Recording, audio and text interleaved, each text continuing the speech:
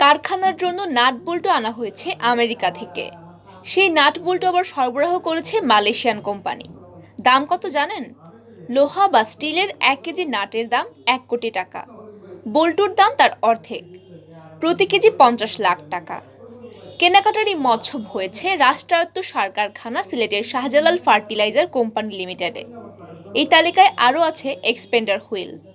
Rubber ও লোহায় তৈরি ছোট আকারের এই ঘূর্ণায়মান চাকার কেজি পড়েছে 1 কোটি টাকার বেশি। আধা কেজি ওজনের একটি লোহার স্প্রিংয়ের দাম 16 লাখ টাকা। এরকম অস্বাভাবিক দাম দিতে গিয়ে 243 কেজি ওজনের এই চালানের খরচ পড়েছে 14.5 কোটি টাকা। গত 19 ফেব্রুয়ারি চালানটি চট্টগ্রাম বন্দর থেকে খালাস নেওয়া হয়। কারখানার জন্য কেন আমেরিকান নাটবল্টু কিনতে হবে জানতে চাইলে সার কারখানার ব্যবস্থাপনা পরিচালক মোহাম্মদ ওমর ফারুক জানান, বিষয়টি তার জানা নেই। বাণিজ্যিক বিভাগ এটি করে থাকে। তিনি বাণিজ্য বিভাগের সঙ্গে কথা বলার পরামর্শ দেন। কোম্পানির বাণিজ্যিক বিভাগের জেনারেল ম্যানেজার শেরনিয়াবাদ রেজাউল বারী জানান, কারখানার যন্ত্রপাতি যে দেশের নিয়ম অনুসারে সেখান থেকেই খুচরা যন্ত্রাংশ কিনতে হয়। সে কারণে আমেরিকান যন্ত্রের জন্য আমেরিকার নির্ধারিত সেই কোম্পানি থেকেই খুচরা যন্ত্রাংশ কেনা হয়েছে। তাছাড়া এটি সরকারি প্রতিষ্ঠান, আর দাম যাই হোক, মানি লন্ডারিংয়ের কোনো সুযোগ নেই। চট্টগ্রাম বন্দরের কর্মকর্তারা জানিয়েছেন, শুল্কায়নের জন্য আমদানি চালানের তথ্য চট্টগ্রাম কাস্টম হাউসে দাখিলের পর অস্বাভাবিক দাম দেখে সন্দেহ করেন কর্মকর্তারা। এরপর চালানটি 1 মাস আটকে রাখা হয় বন্দর জেটিতে। পরে পরীক্ষা করতে গিয়ে দেখা যায় কাগজপত্রে পণ্যের যে দাম পরিমাপ করা হয়েছে, পণ্য আছে তার চেয়ে কম। আবার ঘোষণা দেওয়া হয়েছে এক পণ্যের, আনা হয়েছে আরেকটি। এ নিয়ে শুল্ক কর্মকর্তাদের সঙ্গে সার কারখানা কর্তৃপক্ষের অন্তত 3 দফায় বৈঠক করতে হয়েছে। সাধারণ কোনো আমদানিকারক এটা করলে 200% জরিমানা করা হতো, কিন্তু সরকারি প্রতিষ্ঠান বলে পার পেয়ে গেছে।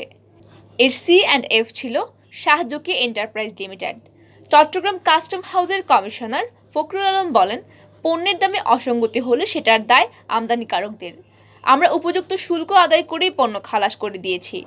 আমদানি সংক্রান্ত কাগজপত্র ঘেঁটে দেখা গেছে, রপ্তানিকারক মার্কিন প্রতিষ্ঠান আটলাস কপকো মফি ট্রেং কোম্পানি LLC খুচরা যন্ত্রাংশের এই চালানটি জাহাজে করে চট্টগ্রাম বন্দর পাঠায় গত জানুয়ারির 2য় সপ্তাহে। পণ্যের ঘোষিত বর্ণনায় চালানটির শুল্ক হিসাব করা হয় 84 লাখ টাকা।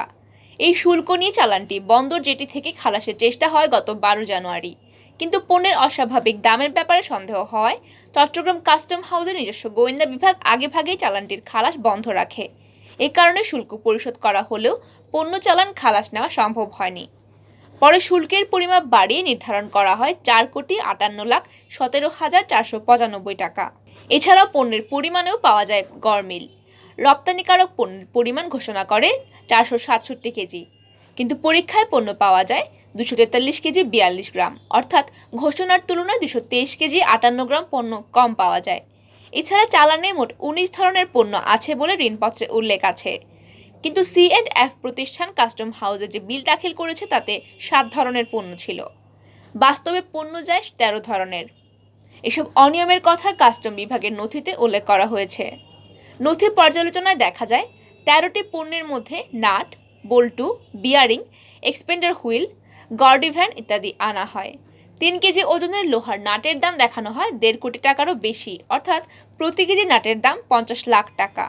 লোহা বা স্টিল জাতীয় 2 কেজি 100 গ্রাম নাটের মূল্য ধরা হয়েছে 2.25 কোটি টাকা, অর্থাৎ প্রতি কেজি নাটের দাম পড়েছে 1 কোটি টাকার বেশি। আবার 340 গ্রাম লৌহজাত নাটের দাম দেখানো হয় 13 লাখ টাকার বেশি। এই ধরনের নাটের দাম পড়েছে প্রতি কেজি প্রায় 39 লাখ টাকা। 195 কেজির পিউরিফায়ার এক্সপেন্ডার শেপের দাম ধরা হয়েছে 2.25 কোটি টাকার বেশি। 70 কেজি ওজনের প্লেন শাফট বিয়ারিংয়ের দাম দেখানো হয় প্রায় 1.25 কোটি টাকা। এসব দামও অস্বাভাবিক বেশি বলে মনে করেন সার কারখানার এক সাবেক ব্যবস্থাপনা পরিচালক। একইভাবে লোহা বা স্টিল জাতীয় আধা কেজির কম ওজনের লোহার স্প্রিংয়ের দাম দেখানো হয় 16 লাখ টাকা।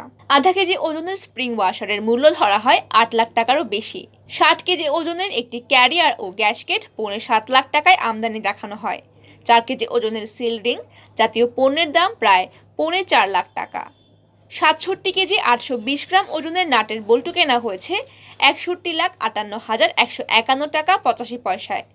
চট্টগ্রামের একজন কাস্টম কর্মকর্তা জানান, এই চালানের অস্বাভাবিক দামের বিষয় জানতে চেয়ে কাস্টমসের পক্ষ থেকে ক্যালিফোর্নিয়ার সেই রপ্তানিকারক প্রতিষ্ঠানকে ইমেল করা হয়েছিল, কিন্তু তারা কোনো জবাব দিতে রাজি হয়নি।